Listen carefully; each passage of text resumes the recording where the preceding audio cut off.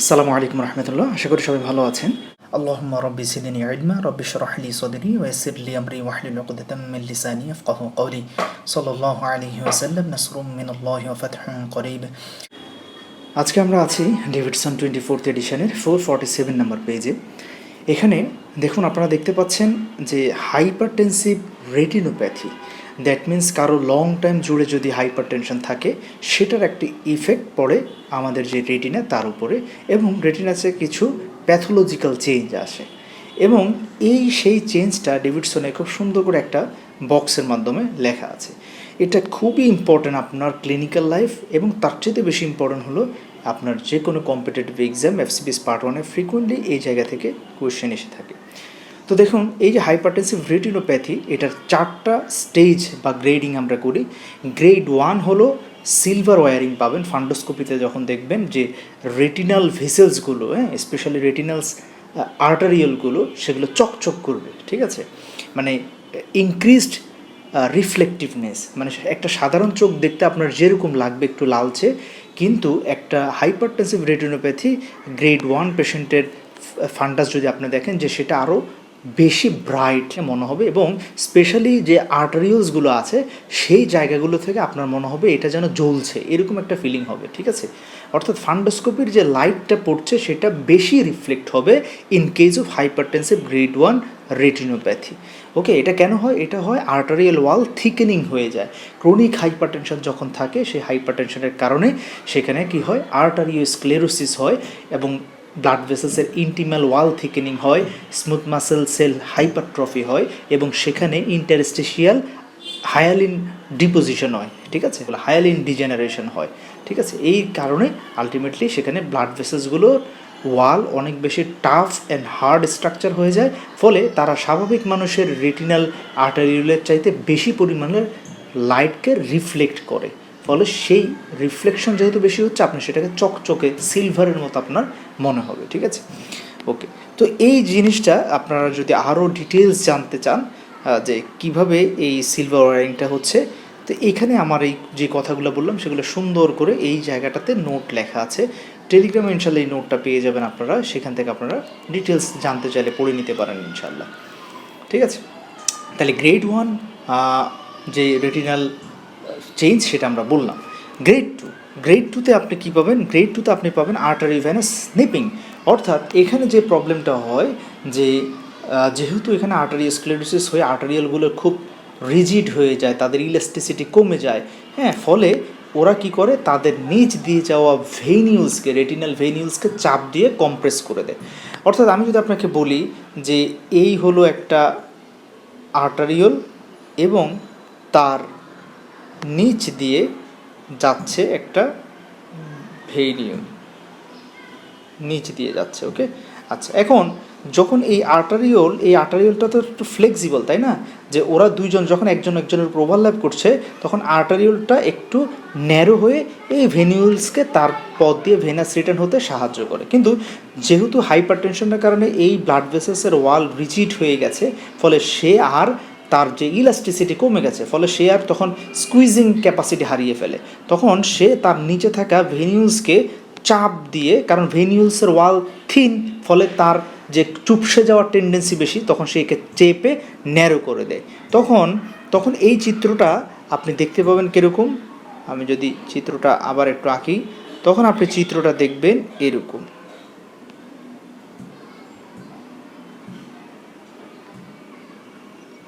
ওকে, তাহলে দেখেন এই যে জায়গাটা ন্যারো হয়ে গেছে, যে তার উপরে থাকা আর্টারিওলের প্রেশারে, এটাকে বলে আর্টারিওভেনাস স্নিপিং, ঠিক আছে।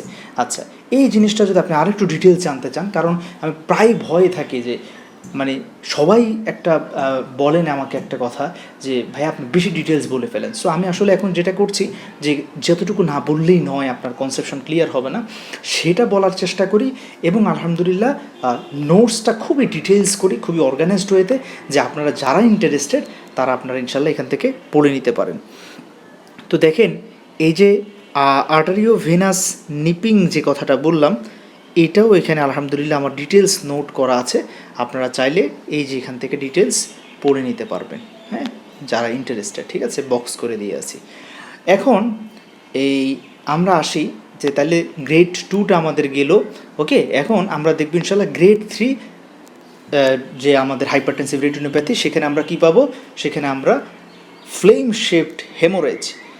হাইপারটেনশনের এটা হচ্ছে কার্ডিনাল একটা সাইন,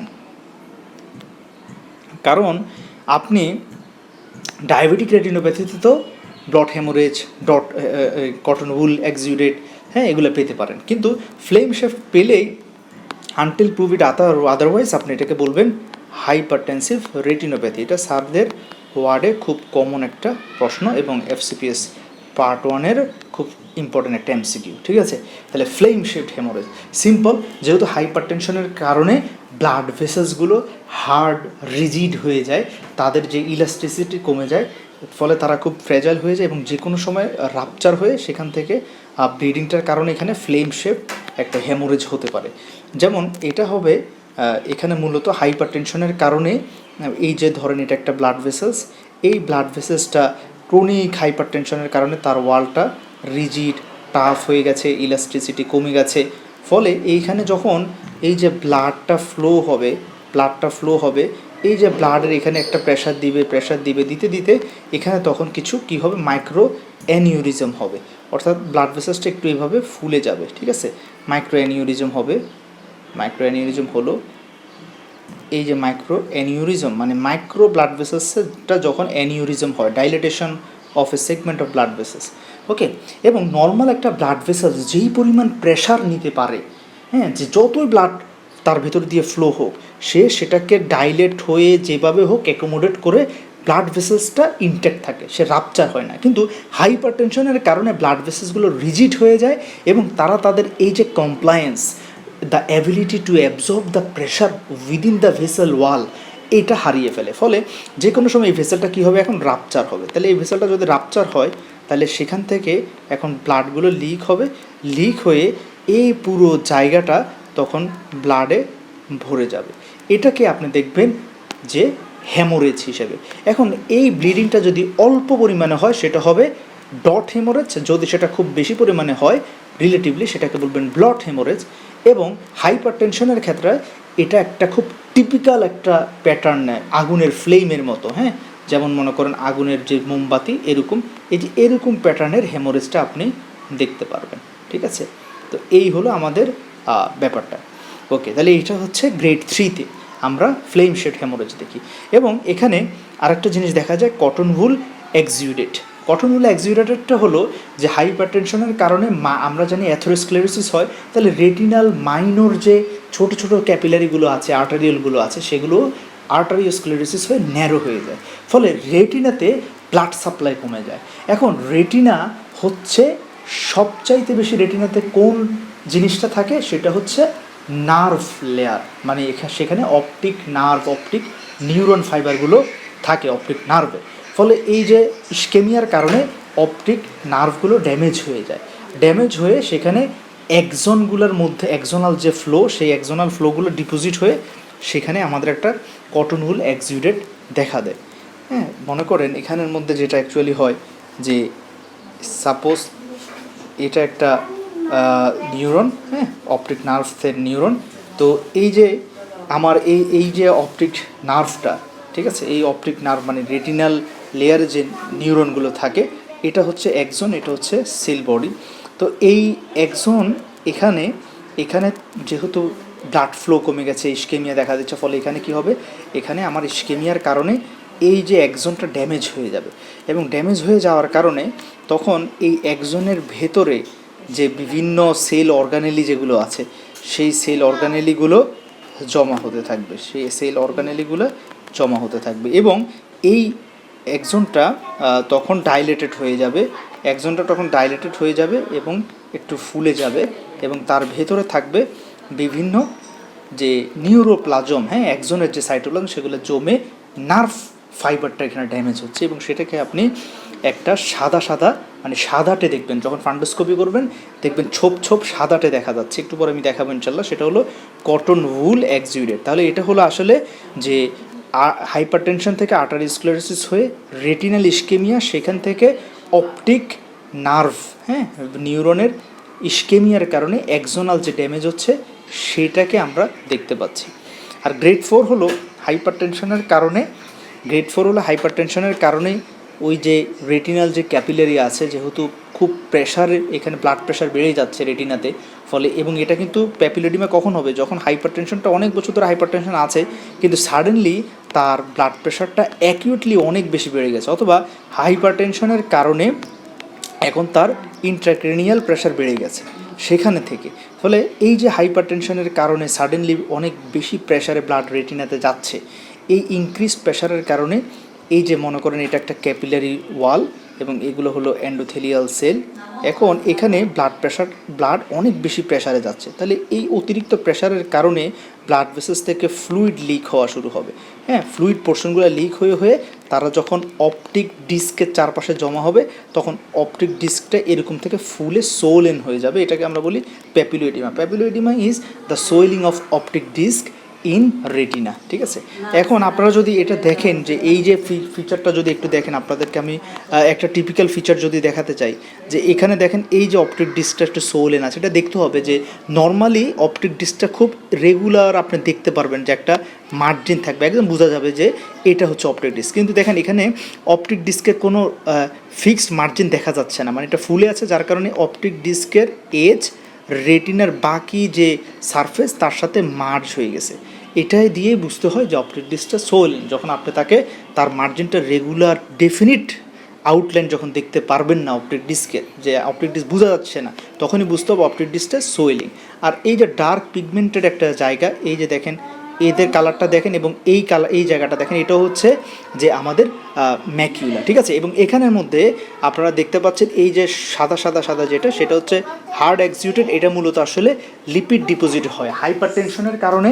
এখানে লিপিডটা হচ্ছে লিক আউট হয়ে হয়ে যখন রেটিনাল লেয়ারে জমা হয়, তখনই সেটাকে আমরা একটু দেখতে পাই ইয়েলোইশ টাইপের দেখা যাবে, ঠিক আছে।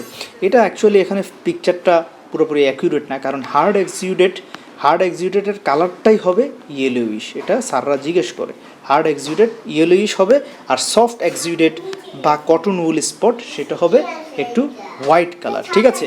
তো এই হলো ব্যাপারটা। এবং এখানের মধ্যে আপনারা দেখতে পাচ্ছেন যে এই যে এগুলো হচ্ছে হেমোরেজ, এবং এই যে হেমোরেজটা যদি দেখেন যে এই জায়গাটা যদি একটু খেয়াল করেন যে এটা আগুনের শিখার মতো, ঠিক আছে। এবং এটাই হলো এখানে এই যে ফ্লেম শেপড হেমোরেজ, এটা একটা ফ্লেম শেপড হেমোরেজ, হ্যাঁ, তারপরে এটা একটা ফ্লেম শেপড হেমোরেজ, এটা একটা ফ্লেম শেপড হেমোরেজ, এটা একটা flame shaped haemorrhage. So flame shaped haemorrhage বোঝার একটা উপায় হলো যে রেটিনাল যে আর্টারিওলসের ব্রাঞ্চগুলো দেখা যায়, এই কোনো একটা ব্রাঞ্চের উপরে যখন দেখবেন একটা হেমোরেজ দেখা যাচ্ছে, এই যে, তখনই আপনি বুঝবেন এটা ফ্লেম শেপড হেমোরেজ। আর এটা হচ্ছে ব্লট হেমোরেজ, যে কোনো ব্রাঞ্চের উপরে নাই, জাস্ট রেটিনাল সারফেসে দেখা যাচ্ছে, হ্যাঁ। এবং এটা কিন্তু কোনো ডটেড না, এটা একটু এনলার্জ এবং তার কোনো শার্প মার্জিন দেখেন বোঝা যাচ্ছে না, ফলে এটা হচ্ছে ব্লট হেমোরেজ। আর যদি এখানে সুন্দর করে রেড একটা ডট দেখা যেত এরকম এরকম এরকম, হ্যাঁ, সেটা হবে যে ডট হেমোরেজ। আর এটা হলো blot haemorrhage, enlarged, okay, then the dot. So এই হলো আমাদের হাইপারটেনসিভ রেটিনোপ্যাথির কিছু কথাবার্তা।